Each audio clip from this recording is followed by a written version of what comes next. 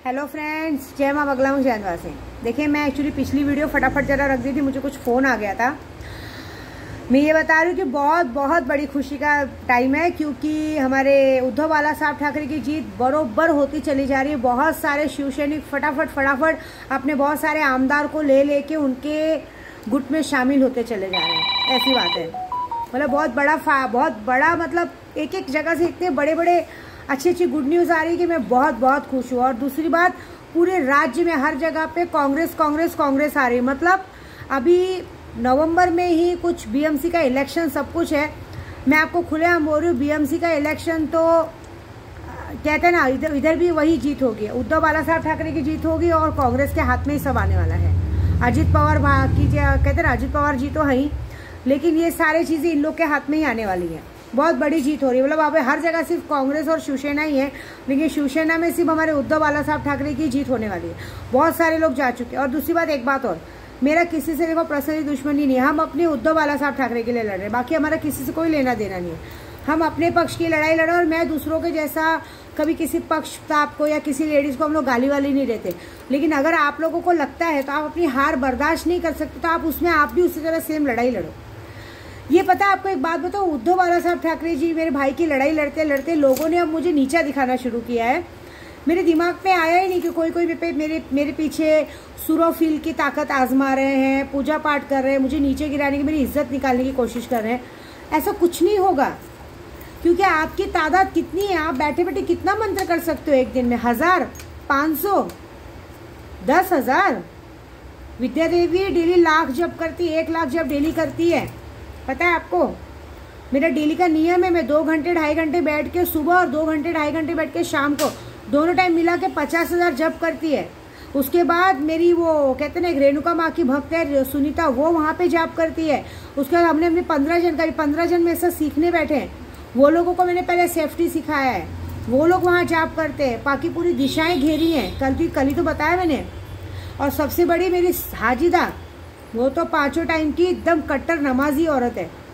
उसने तो डेली का लाख का नियम पाला है। लाख जाप नहीं हुआ तो भी 50,000 जाप तो सुरोफिल करती है। अगर किसी में दम है तो करके बताओ।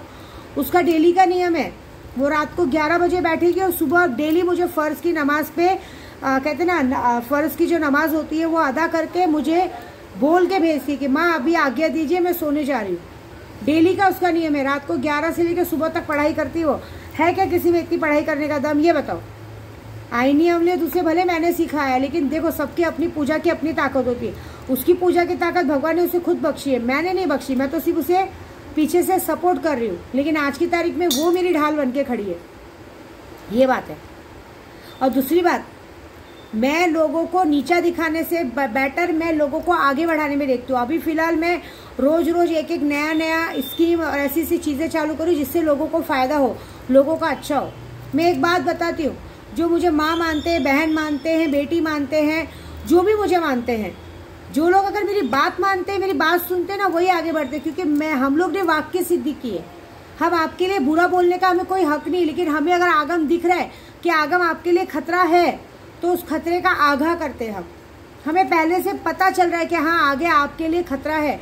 उसके बाद मानना नहीं मानना आपकी बात है, फिर आपके साथ आगे जो होता है उसकी गलती आपकी। देखिए, ग्रह अगर किसी के खराब है तो ग्रह अपना खेल खेलता ही खेलता है। मैंने जिस ग्रहों के बारे में बात की, वो ग्रह खराब ही खराब है। ग्रह अपना खेल खेलता ही खेलता है, उसके लिए हम कुछ नहीं कर सकते। जैसे मैंने कहा है, 2023 में 5 राशियों का तो बहुत बुरा हाल है। कहते हैं ना, सिंह राशि, तुला राशि, वृश्चिक राशि, कुंभ राशि, मीन राशि, इन 5 राशियों का भविष्य इतना खराब है कि 2023 खत्म होते होते, मतलब ये कहते हैं ना, मुंह से आह निकल पड़ेगी। मतलब अब क्या करें, पूरी तरफ से बर्बादी आएगी। 2024 से थोड़ा सा रिलीफ मिलना शुरू होगा, वो भी रिलीफ मिलते मिलते 2025 तक जाके आपको कहीं ना कहीं शांति मिलेगी।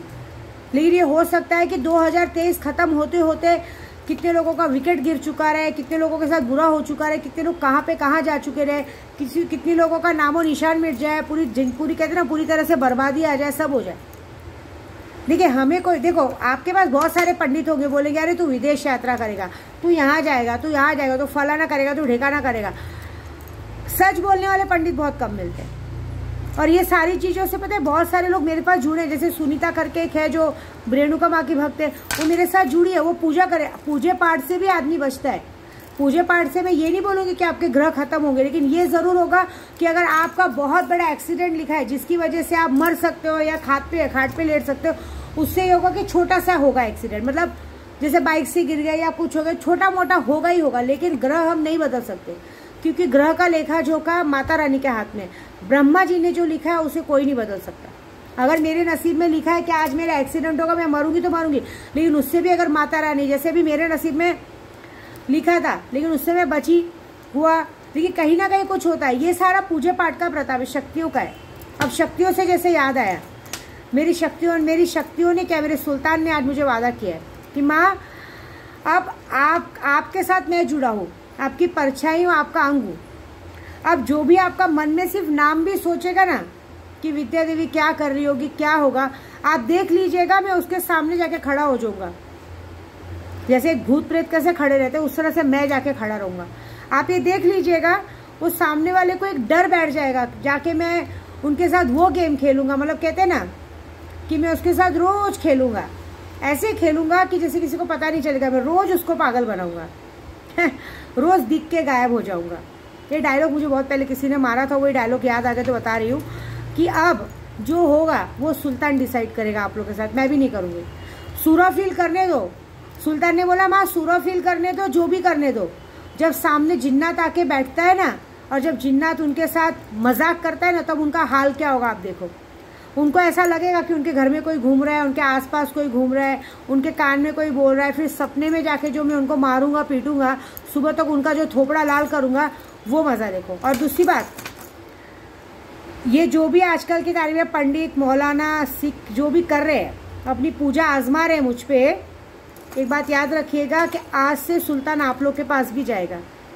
आप जितना बार मुझ पे करोगे उतना चीज़ आपके साथ होगा। जो मेरे लिए सोचोगे वो आपके साथ होगा, जैसा मेरे लिए मन में थिंकिंग लाओगे वो आपके साथ होगा, सेम टू सेम आपके साथ होगा। बच के दिखाओ, क्योंकि आज से पूरी तरह से सुल्तान आपको पागल कर देगा, ना सोचने समझने की ताकत रखेगा। जिस भी पंडित के पास जाओ, चाहे व्रत रखो, चाहे उपवास रखो, चाहे कुछ भी करो, आपके पास जाके वो आपसे सवाल करेगा, क्यों मेरी माँ तुम तक आई थी क्या? मेरी माँ ने तुम्हारे लिए ना तुम्हारा नाम लेके पूजा की क्या? तो तुम मेरी माँ का नाम लेने के वाले होते हो कौन? और उसके बाद जो करेगा उसके लिए तैयार रहो, क्योंकि मुझे पता है सुल्तान बोला है तो आएगा। और मेरी मोंगल माँ भी आएगी। मोंगल माँ तो सांप के रूप में आती है और डसना शुरू करेंगी। अब तक कितने लोगों के सपने में सांप आया होगा और डस रहा होगा जबरदस्ती आके, वो कोई और नहीं, मेरी मोंगल माँ है, मेरी नाग लक्ष्मी माँ है। क्योंकि रात को ही मैंने जितनी पूजा की थी और पूजा किया हुआ लौंग उनके पास अर्पित किया है। अब सोचिए वो क्या करेंगे, अब देखिए क्या होता है। बस ये बात याद रखो कि सुल्तान आ रहा है। जिस तरह से सुल्तान को आवाज़ देने में बारिश आ रही है ना, वैसे अब तुम सब पे मुसीबतों की बारिश आएगी। आजमा के देखो क्या होता है, क्योंकि सुल्तान को आप नहीं जानते। जब आप मेरे लिए बुरा सोचोगे ना, हो सकता है आपके कर्जदार के रूप में सुल्तान या कर्जदार का रूप लेके आके आपको घर पे मारे काटे, कहीं ना कुछ ऐसा करे, ऐसी बात होगी। और जितने लोगों को मैं एक बार दो बार समझाती हूँ ना कि आगम ऐसा कुछ लिखा है, मेरी बात मानो तो मानो, नहीं तो बाकी जो होगा उसकी गलती आपकी होगी, ऐसी बात है। एक बात और, इस बार मैं नवरात्रि यहाँ नहीं बिठा रही हूँ, इस बार मैं नवरात्रि गाँव में कर रही हूँ, क्योंकि वहाँ पे मेरा होटल का काम का शुरू हो चुका है। तो इस बार हम लोग, मेरे भाई ने कहा है कि इस बार नवरात्रि गांव में आके करो, क्योंकि वहाँ बहुत बड़ा पंडाल लगता है, बहुत बड़ा खर्चा होता है। वहाँ पे पूरी दुनिया में प्रसाद बांटा जाता है, तो वहाँ पे बहुत सारे बड़े बड़े मंत्री संतरी सब बहुत जन आ रहे हैं। तो मुझे भी इन्वाइट किया गया है, तो मैं अपने भाई के पास जा रही हूँ। तो हो सकता है इस बार नवरात्रि सब वहीं की जाए। ठीक है, जय माता दी।